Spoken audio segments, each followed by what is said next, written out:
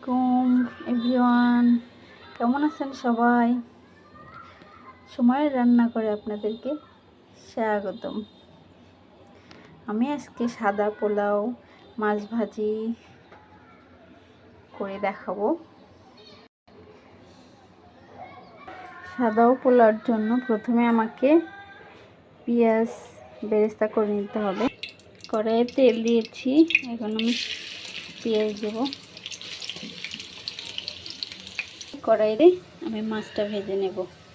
তেলটা গরম হয়ে নিক, তারপর একে একে আমি মাছগুলো দিয়ে নেব।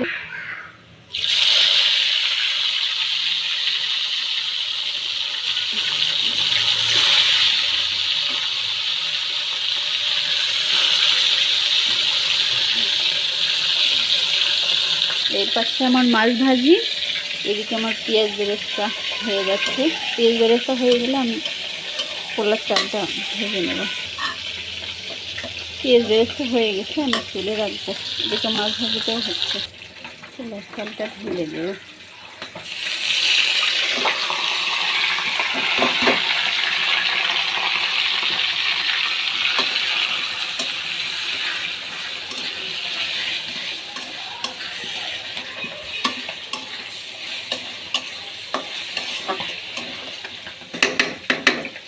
এই সময় মাছগুলো লবণ দিলাম, লবণ, কাঁচামরিচ।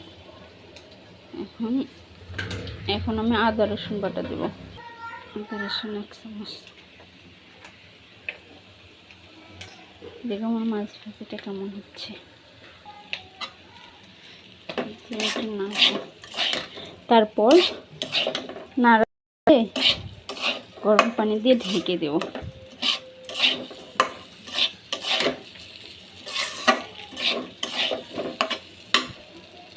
সাদা ফল, কালো ফল, দারচিনি দিচ্ছি। আবার নাড়া দেব, একটু বাদামি বাদামি করে ভেজে নেব। নিয়ে আমি গরম পানি দিয়ে ঢেকে দেব।